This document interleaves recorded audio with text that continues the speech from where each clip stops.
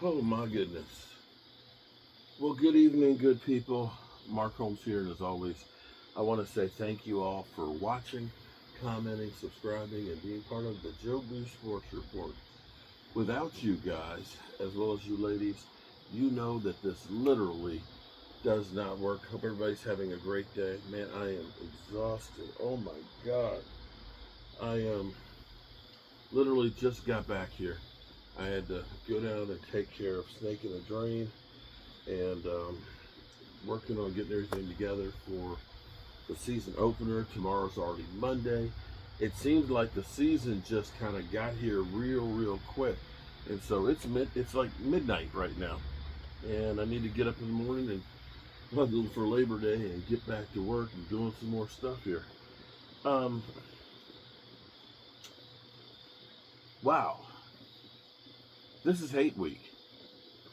Tomorrow is like the Thursday practice for the team because we're playing on Thursday night. It's Monday, which of course is a holiday, and wow, we are already here. And I'm wondering if this is the new Dallas Cowboys, or are we looking at the reactionary? We need to turn the page, Dallas Cowboys, because getting Deron Bland signed today, we had heard, during training camp that his agent was there along with Tyler Smith, but we were all focusing in on Micah Parsons. It seems like the more information that we get, the more it seemed like this thought has been going on for a long time on whether or not they should hold on to Micah Parsons and get him a deal, or if it was just not worth it. I mean, the first inkling of that was 105.3 The Fan.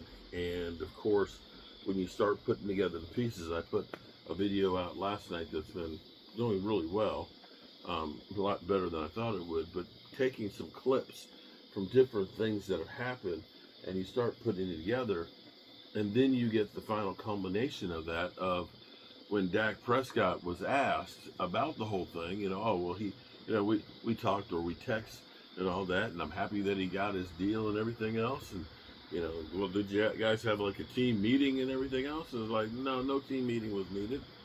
Everybody's happy, and so it's kind of like, whoa. And when you see Deron Bland, how happy and excited he is, when you hear Osa Digizua, I'm not seeing anybody. I mean, we haven't heard from Diggs. That's the only person we haven't heard from. But it seems like everybody is breathing a sigh of relief that, Dak kind of was a little bit testy. It's like, we keep getting asked questions about it, one way or the other.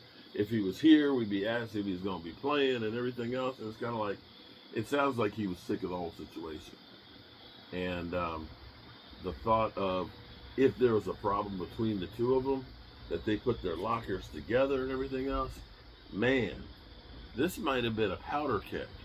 But now my question is, was Deron Bland basically, let him eat cake? Let's throw this at and say, oh, we're actually trying to do some things.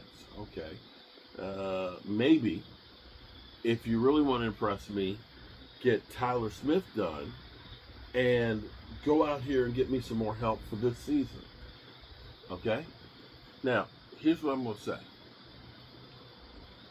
We did our second members live stream tonight when I was down the road. I mean, I got up, started working on the deck this morning at 7 o'clock and got started on that, loaded up the truck with stuff, went to the dump, went down 150 miles down the road, snaked out a drain, did a live stream for 2 hours, loaded up the truck with wood from my mother, and proceeded to leave at 9 o'clock, and just getting back here now. So it's just like everything has been a daze.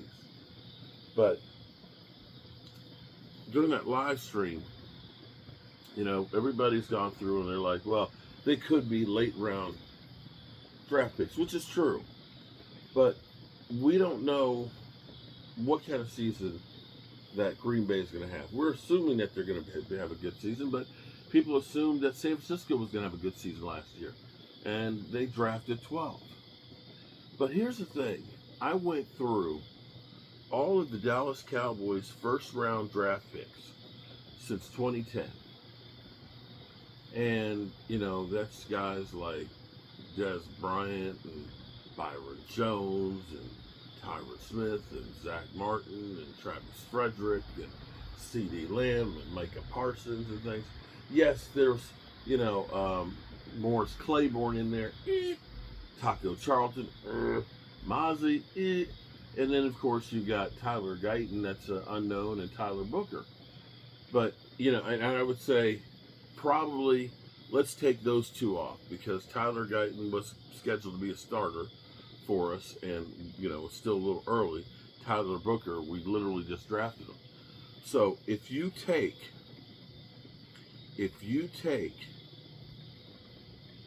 those 13 picks,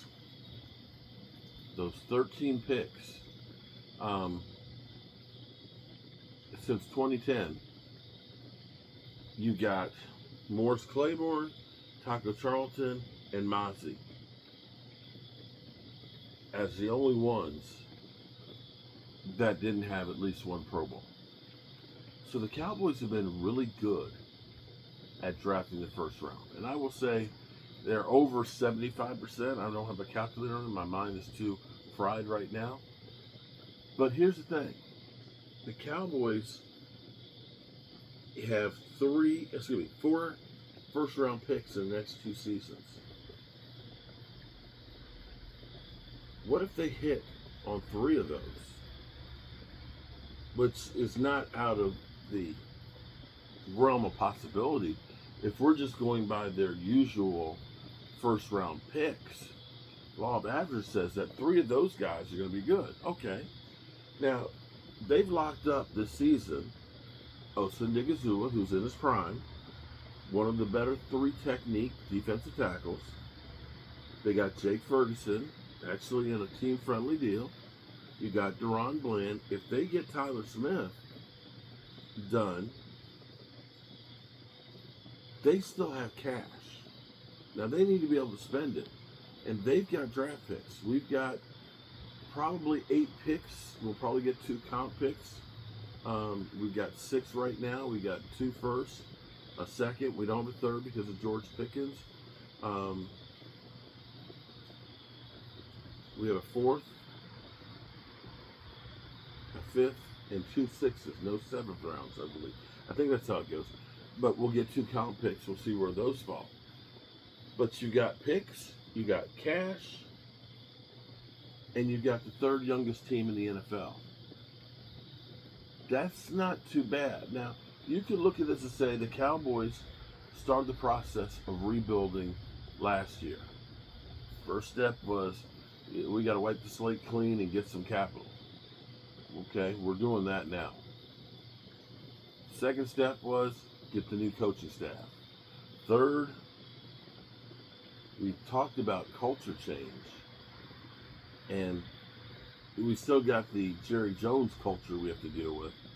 But it sounds like Micah Parsons wasn't jiving with what the coaching staff wanted to teach. Now, it may end up blowing up in our face. It may end up being the dumbest move out there.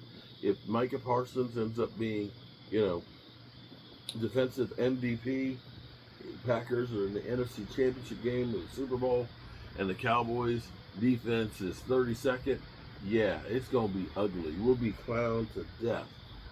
But I don't know that it's going to be that bad overall.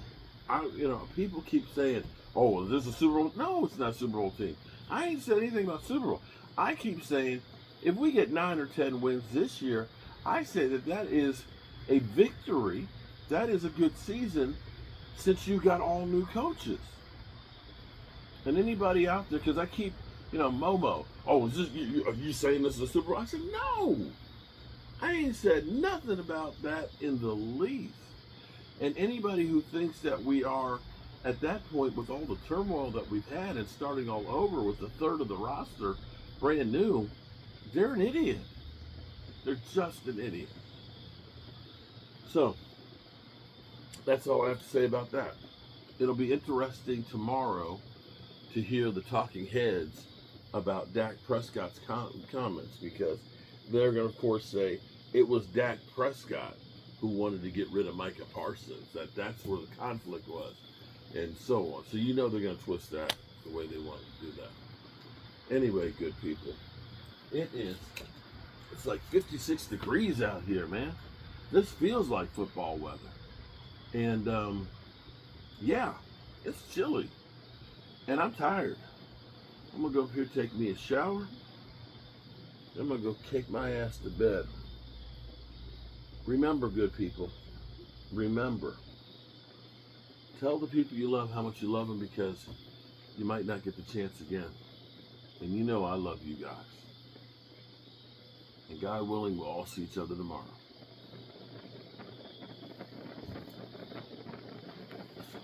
Peace out. Oh, there was my knee cracking.